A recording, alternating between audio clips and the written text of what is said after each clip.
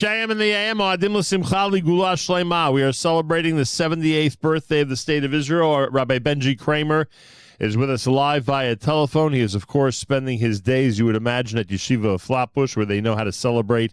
If they're 6,000 miles away from the epicenter of the celebration, they are nonetheless still phenomenal at celebrating today. Yeah, you would think if someone's thousands of miles away, how could they even relate to what's going on in Israel? Well, they do a good job over there. Rabbi Benjy Kramer, a pleasure to welcome you back to JM in the AM. Chag Sameach. Chag Sameach, Nachum. It's so good to hear your voice. I appreciate that, and I want to start, before I acknowledge what's been happening at your educational institution, I want to acknowledge and recognize those educational institutions that have gone ahead and have sent students to, I guess, the most difficult Bible contest in the world, I would assume. The International Bible Contest, the Chidon HaTanach, takes place on Yom HaAtzmaut in Israel. Again, an Israeli, as you would suspect, has won the competition, and that was Hodaya Cohen, who comes from the city of Nir Akiva in the southern part of Israel. However, it is with great pleasure that we announce that Akiva Schreier of Eula in L.A. came in second. Yoshua Applebaum of Berman Academy in Washington came in third. And Hadassah Esther Rich from our listening area of Breweria High School came in fourth place. To everybody who was in the International Bible Contest, you are all winners. You are all Chatanim and Kalot of the Tanakh, so to speak. And we say Mazal Tov from all of us here at JM and the AM. And Rabbi Kramer, isn't it something, you've been involved in Jewish education for many decades, isn't it something to see students from the diaspora really climbing up the charts of the International Bible Contest? It's just amazing. It's such a hard contest. It's really, the questions are not simple, and the requirement of timing, and it's really hard. It's really hard. I would have to spend many, many months or years studying Tanakh even better to do well on these. I don't know half the answers to these questions. It is really pretty amazing. It is pretty amazing. So that's what good. That's the centerpiece of so much of the activities in Israel today. In addition to the barbecues and the music and the celebration and the day off and spending time with family and friends. The other thing I wanted to mention was, look, you're in Yeshiva of Flatbush. Both you and Rabbi Hertzberg have been keeping me up to date about what's happening on Yom HaZikaron, yesterday, Memorial Day, Monday night and Tuesday. And then, of course, again, last night and today for Yom HaAtzmaut, for Israel's 78th birthday. And all I could say is Kol HaKavod. It must be an amazing feeling knowing that you're part of one of the, I don't want to say few, but one of the educational institutions in this country that 6,000 miles away from Israel are making sure their students are not only aware, but are actively involved in celebrating this great day. Absolutely. Just to show other schools, I saw Rabbi Benjy Kramer posted on LinkedIn an amazing Yom HaZikaron program. They had Rachel Goldberg Poland in their school on Yom HaZikaron, which is amazing. We had Segev Kalfan, one of the last hostages to get out of Gaza. Wow. Spoke unbelievably. It was the room was full to the brink with our students, and you could hear a pin drop. It was so moving to hear his struggle and his belief system, and I just talking about it now, it chokes me up. It was, he saw one of the captives, one of the hostages that was with him for many months. He saw a live broadcast of him leaving, and he saw him on stage, and he said, if I get to that stage, I'm going to scream out, Shema Yisrael, Adonai Eloheinu, Adonai Echad, to all the Gazans, and they're all going to hear it. And, of course, he didn't get a chance to be on a stage like that because Israel insisted on the terrorists stop, grandstanding there, But in Times Square, soon after he got out, he screamed with many, many thousands of Jews in front of him. he screamed out together with them, Shema Yisrael, Adonai Eloheinu, Adonai Echad. I don't know what his religious practice is today, but he is a very religious Jew in many ways. Pretty amazing. And then, of course, and you're citing, obviously, one of the Yom HaZikaron programs, Israel Memorial Day, and a big thank you to Robert Katz for hosting ours yesterday. But then today you get to Yom HaAtzmaut, and Rabbi Kramer, the same way I would ask any typical Israeli, including my own children, whether they're going to be barbecuing today. I guess if you're in the yeshiva of Flatbush, I have to ask you if you're going to be going on some amusement park rides today. So I am not participating in the amusement park section of the day, but we do have an amazing tefillah chagigit today, and we have 2 sessions, not regular classes, 2 sessions for the students before we have rikudim.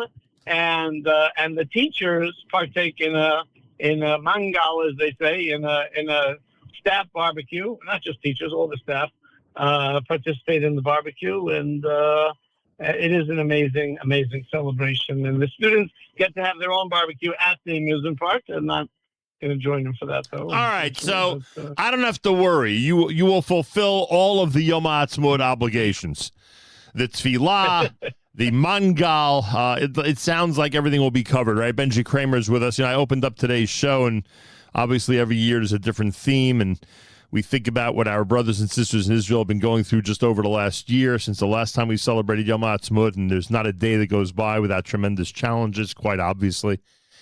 And one of the things I said, Rabbi Kramer, you may have heard it in the first hour, was that today, as we transmit these messages to our children, our grandchildren, our students, our congregants, as we transmit to everybody the importance of the day, that it is a miraculous day that has to be recognized, I tried to emphasize the fact that our predecessors, our ancestors, literally would never have believed that this dream would come true, and that there would be a state, and there'd be sovereignty, and there'd be strength, and there'd be a strong shekel, and there'd be such a thing as a shekel, and that there would be an incredible progression of events, not only in the state of Israel, but progression of events that continues to attract Jews from around the world to the state of Israel, with, of course, the ultimate message being that the future of the Jewish people is in the state of Israel. And I know that sometimes I hover around this topic, that those who preceded us would never have believed it. But as we're living through it, we sometimes don't realize what we're living through. And sure enough, and I wonder if you think about this the same way I do, sure enough, those who came before us would never have been able to believe that we're now celebrating the 78th birthday of the state of Israel. What are your thoughts? I could not agree more. I was thinking recently of exactly this idea about what it would be to show a picture, to travel in a time capsule was not the right word, to travel in a time machine back to the time of the Crusades, back to where all of our Rishonim, many of our Rishonim were alive. The rabbis from the Middle Ages were alive during the Crusades. To travel back to 1492 in the Spanish Inquisition, to travel back to the pogroms in Tachnatat, to travel back to the Shoah and everything that happened in between, and show them a picture of a chayal, show them a picture of just what Yerushalayim looks like today. And even to show Begin, right? I don't think he would believe. Right?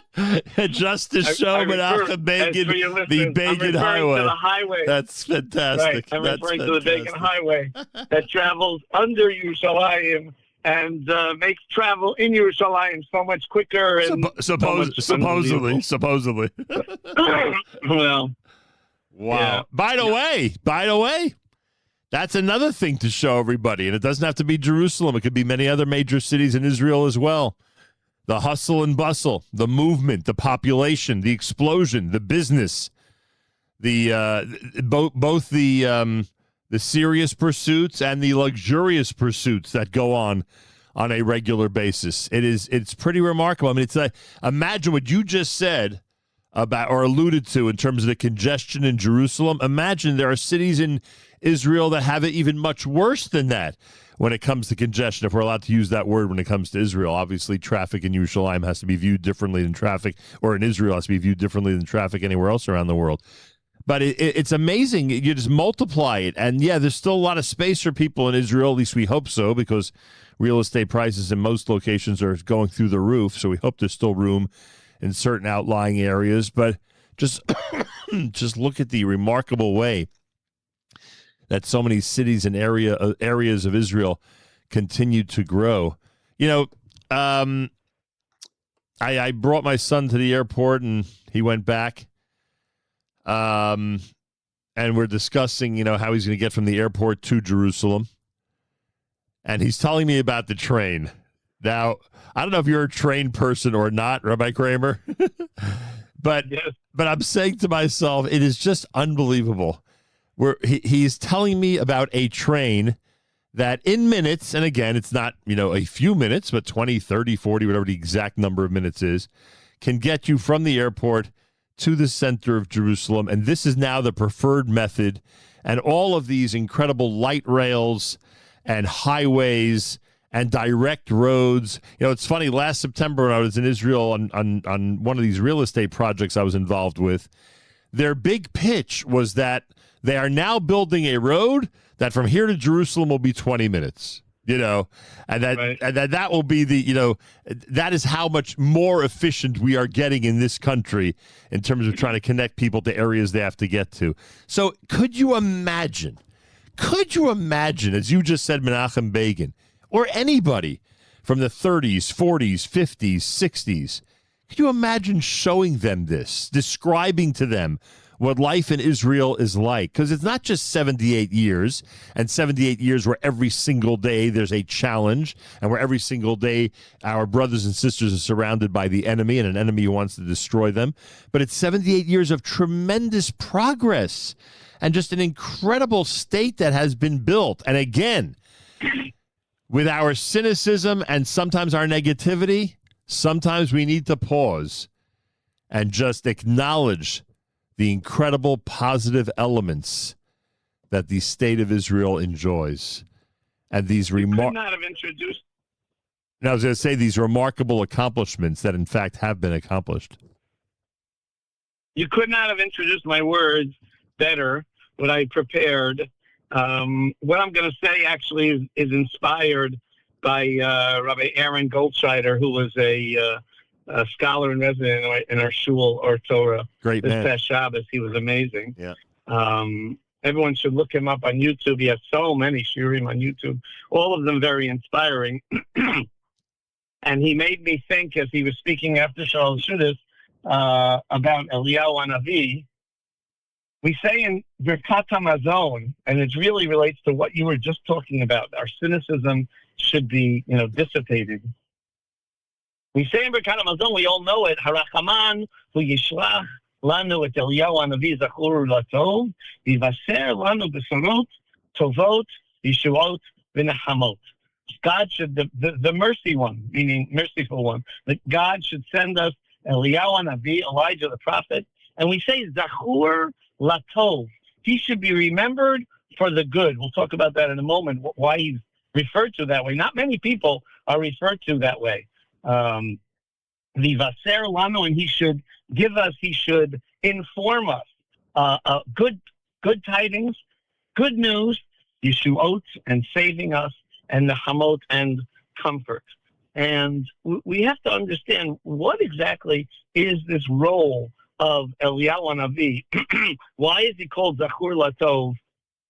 And what does this mean? He's going to bring us good news, good tidings. He's going to bring us Yeshua, saving us, and Nechama, and comfort. So we know that we read from Malachi, the last Navi ever really, recorded in our Nevi'im, and the last couple of Psukim that are in the whole Navi. are these two psukim that we read. I'm trying to think. We read it on. I just blanked out. We read it in Haftarah. Hine. Oh, it's the Shabbat HaGadol. Sorry, Shabbat HaGadol. The Shabbat before Pesach. Hine anochi sholech lachem et Eliyah hanavi. That's how he's written. Lifnei bo Yom Hashem HaGadol v'Hanorah. Hashem says, I'm going to send you Eliyahu Hanavi, and before the day, this great day of God. And the assumption is, although it's a machloket exactly how to interpret that, Eliyahu Hanavi is coming the day before Mashiach comes, before our anointed king, our future king, is going to come to redeem us from the galut, as if we really, as Meir would always say, as if we need to be redeemed from the galut. We just have to go there ourselves now. Right. We don't really need to be redeemed, but okay. That he's going to announce the Mashiach before he comes. But more than that, the last pasuk, and it's one of those psukim, I think there are 4 times in Tanakh, that we do not end with the last pasuk, and we repeat the penultimate pasuk. We have it in Eicha, we have it in Kohelet, we have it in here in Malachi, and there's another place I can't think of it right now. But we did it this past Shabbos. We did it this past Shabbos. With Shabbos Rosh Chodesh Haftarah. Yes, the end of Yeshayahu. That's right. The end of Yeshayahu. That's correct. The end of Yeshayahu. All of those Nevi'im have a few negative words to end with, and we don't want to end in negativity, like you were just talking about. And therefore, we repeat the penultimate, the second to last pasuk. I'm reminded of this. I heard about this boy who applied to college and wanted to use a big word. He didn't have ChatGPT back then. Wanted to use a big word in his college application. And he said, let's say it's Columbia University. Columbia University was my penultimate university that I wanted to go to. Not realizing that he didn't get in. But anyway, the penultimate pasuk, Hine Anochi, we repeat that pasuk. But the last pasuk almost ends with Ve'eshiv leiv avot al banim v'leiv banim al avotam. And Eliyahu will bring the fathers close to the sons, and the sons close to their fathers. And Rabbi Goldschneider, I don't know if he quoted Rav Charlap specifically, but Rav Charlap, who was a great close friend and Talmid of Rav Kook in the early 1900s, and he himself was an unbelievable rabbi. There are books written about him. People should read about him. He wrote a book called Mei Marom. There's a shul in the middle of Rechavia called Beit Zivul, which is named after his shul. It's not exactly the same location, I believe, as his shul, but it has artifacts from his shul. Rav Charlap refers to Eliyahu Hanavi as the one who's me'ached levavot. He unites our hearts. And there will be a recognition that the avot, the older generation in his time, in the early 1900s, the older generation who were cynical and negative about the formation of a Jewish settlement, future Jewish state in Israel, who believed that you can't have this kind of a state in Israel before Mashiach comes, and they're cynical about the younger generation, the Yeladim, and they talk negatively about them, and they'll come around, he said, because of Eliyahu Hanavi. That generation will come around to recognize the greatness of the Banim, and sometimes the Banim are the ones who inspire them to come around, even though they themselves are not necessarily of the same belief system. And that is part of what Eliyahu Hanavi will do. Will unite the older generation who are more cynical with the younger generation who are more hopeful. And we see all around us the great soldiers, many of them religious. So many of the soldiers who have been fighting are religious soldiers who either went to Mechinot, went to Yeshivot as there, and they are on the forefront. Many of them are the commanders, inspiring others. But even the soldiers who are not religious are inspired by this concept of Netzach Yisrael lo yishaker. I just heard Rabbi Meidan last night speak. I wasn't there in Yeshivat Har Etzion. He's the Rosh Yeshiva of Yeshivat Har Etzion, and he said there's so many people close to God, more than I ever remember. He said people who are close to God in their own way, not the way I want them to be necessarily, but in their own way. So many, not just Chayalim, other Israelis who are so close to God in their own way that inspire their understanding of Netzach Yisrael Lo Yishaker. Of course, we know the pasuk in Shmuel Aleph. I think it's Perek Tedvav or so. The end of Perek Tedvav, like it says pasuk Chaftet now. I see where Shmuel says this to Shaul. He's actually referring to God when he says Netzach Yisrael. God is the one who keeps Yisrael going forever. But the way your average Israeli understands Netzach Yisrael is the idea that Am Yisrael will never be destroyed. Am Yisrael will always continue. And many of them have the idea that God is behind us as well. I'm reminded of the pilots that spoke to, I don't remember who quoted this. I think it was Eliyahu Goldvicht who quoted a pilot who he spoke to, who said that as he's, I trained for this while I'm flying over Iran. We all trained for this, and all our training went into it. But I have to tell you, this pilot, non-religious pilot, said to Rabbi Goldvicht that I felt an extra help. I felt that my training was excellent, and I'm ready for this. But I felt that things that happened, they're beyond belief. What happened and what I was able to accomplish up there was more than we all dreamed would happen. And these inspiring people, they don't believe exactly what we believe, but they are part of the Heshiv Levavot al Banim Lebanim al Avotam. And I like I said, when we say that Eliyahu is Zachur Latov, if you read the end of Melachim Aleph, the beginning of Melachim Bet, about Eliyahu, and you see how Eliyahu was so hard on the people, so harsh on his generation, and Hashem even tells him, "That's not. I don't operate with fire. I don't operate with harsh, hurricane winds like you are. That's not how I do it." And God's message is we have to be softer to our people. And Eliyahu was taken away as a leader. Eliyahu Lomet, he sort of went up in a chariot to Shamayim. And I think it's the Zohar that actually says that Eliyahu was told, I saw it quoted from the Zohar, Eliyahu Hanavi was told that you have to go to every Brit and you have to be Malamed Zechut. You have to remind people how great Am Yisrael is at every Brit.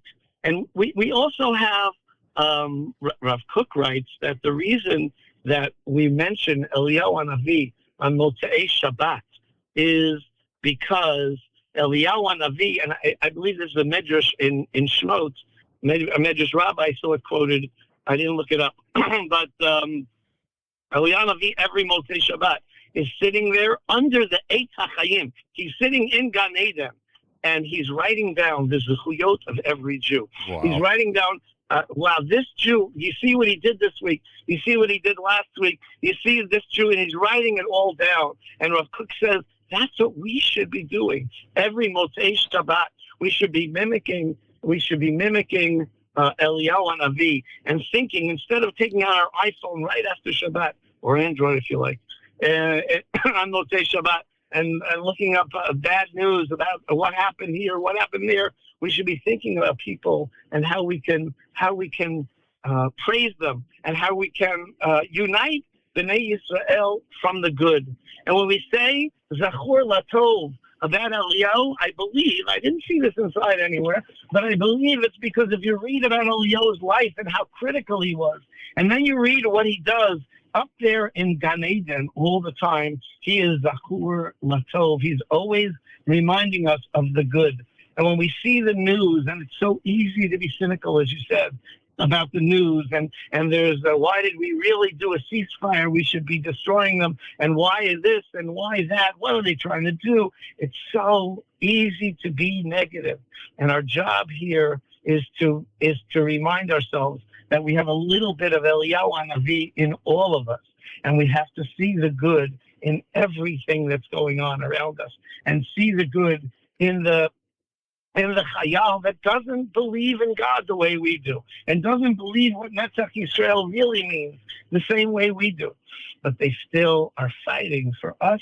They're backing us. They have our backs, and they are amazing, amazing people. And that's what we have to focus on this amazing day of Yom HaAtzmaut. Happy birthday to the State of Israel. 78 years. Moadim l'simcha l'gula shlema. Rabbi Benjy Kramer, we so appreciate your contribution to this radio broadcast, and may we continue to celebrate the incredible and amazing accomplishments of the State of Israel. May we always remind everybody, our students, our children, our grandchildren, our congregants, the future of the Jewish people is in the State of Israel. Right, Kramer, Chag Sameach, and Toda Rabah. Chag Sameach, and everyone should think a positive thing about the State of Israel today and about our fellow Jews who we don't agree with in a lot of ways. 100%. And there are a lot of positives to emphasize, that's for sure. Big thank you to the Rothenberg Law Firm, InjuryLawyer.com, for presenting our special programming, including today's Yom HaAtzmaut Special at America's one and only Jewish Moments in the Morning radio program, heard on listeners-sponsored digital radio. Round the world web at NachumSegal.com, on the Nachum Segal Network, and, of course, on the beloved NSN app.